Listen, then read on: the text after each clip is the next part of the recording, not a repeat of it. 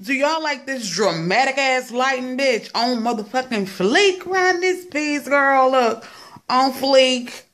On fleek. And y'all gonna have to excuse this hair because I call myself chopping it up. I'm gonna do some weird, I don't know what with it, but I'm in my office. Y'all know I said that the sun rises over my office between like 7:30 and 8 o'clock. It's almost 8 o'clock now. Y'all see the little bootleg ass TV I have it here in my office. That's all I need. Okay, that's all I need in here. But anyway, apparently, bitch, I got fired today.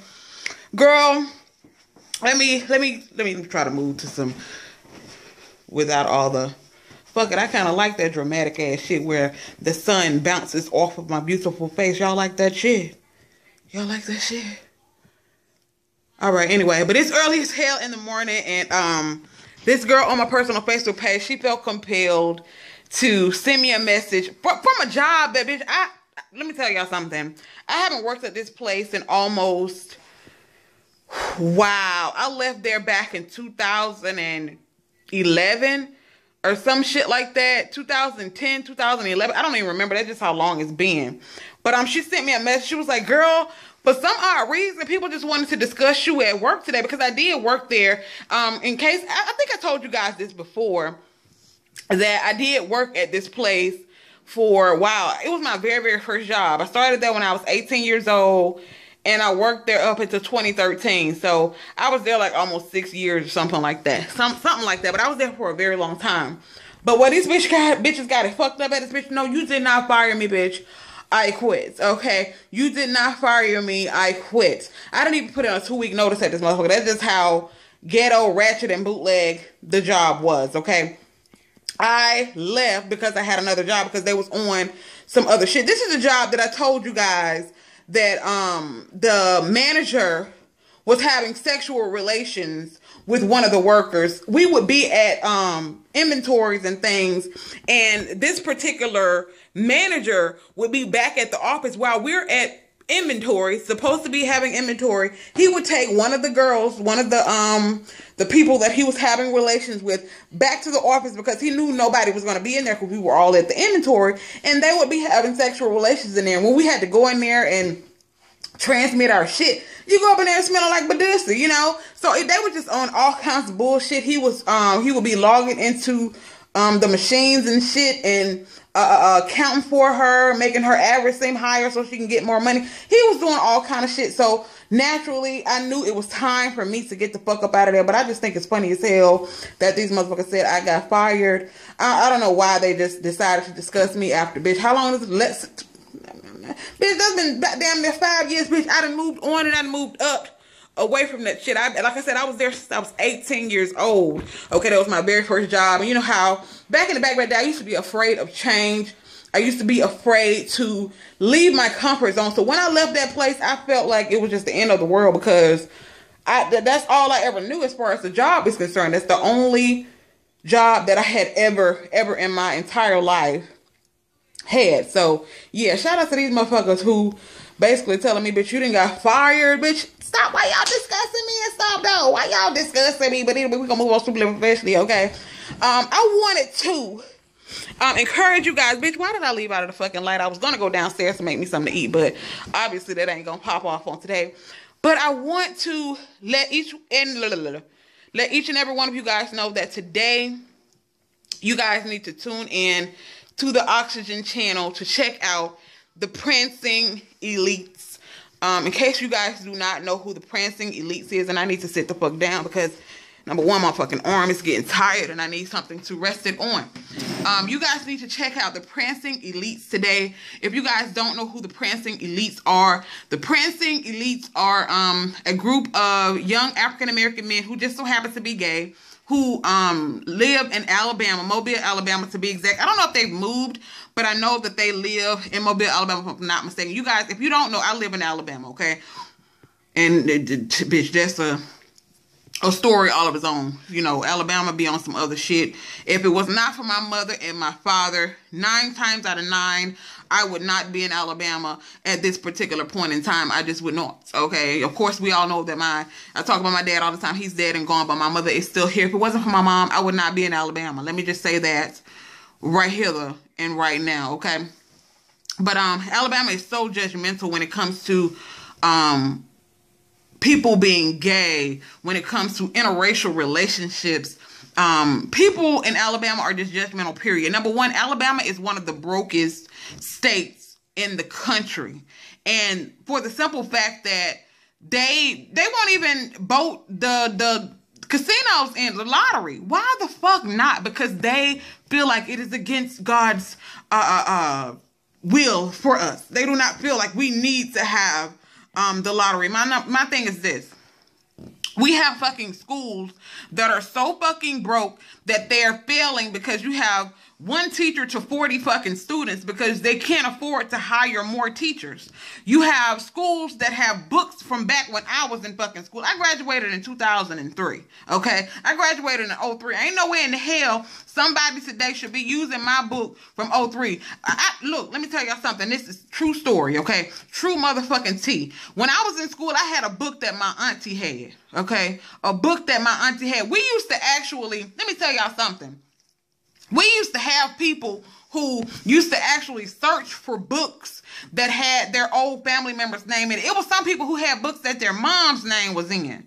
I mean, you know how you can write your name in the book that is assigned to you, etc., etc.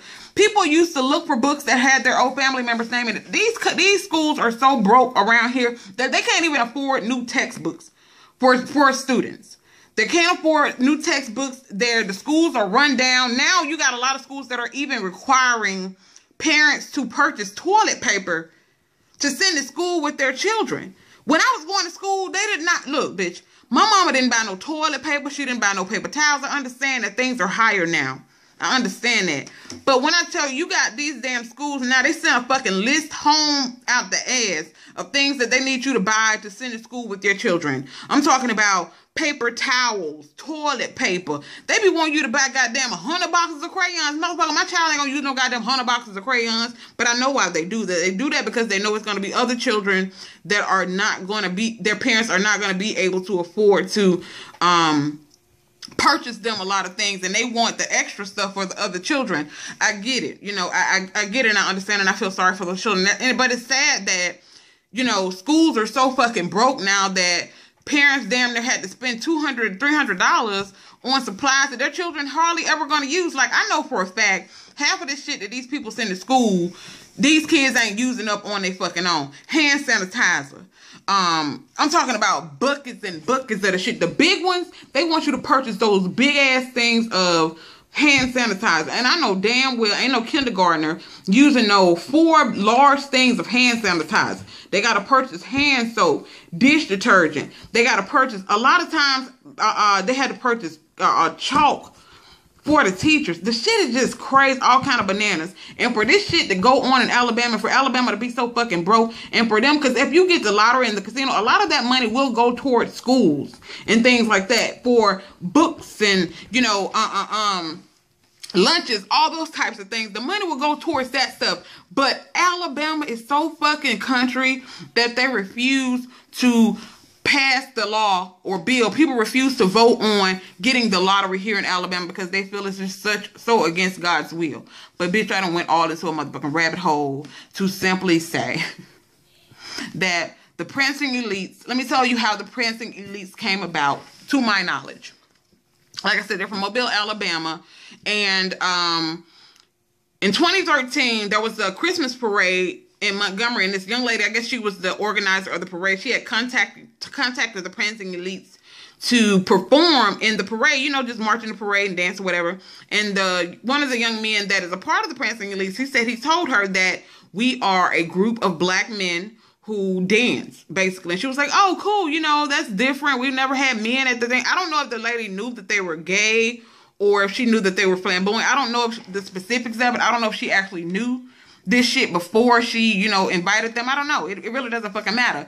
But they got there and them country motherfuckers went off. I'm talking about a lot of people were leaving. They were saying, you know, y'all should have told us these folks were going to be here so we could have, you know, made a decision as to whether or not we wanted our children to be here. I mean, just all kinds of stuff. They, it was other Christmas parades that they wanted to go to where they were denied, permits to be able, because you know you got to have a permit to be able to march in the parades and all that stuff. I don't know about where you are, but here you got to have permits because, you know, I guess liability. I don't fucking know, but you got to have permits. They were denied permits because they were gay dancers, and I guess people did not want to see gay dancers. Alabama is just all kinds of backwards. I understand people's religious beliefs, but damn, can you just at least let people be people? I understand that they're men. I understand that they wear the little leotard things, you know, that women wear. I understand that, but what's the difference between them wearing it and women wearing, you know, overly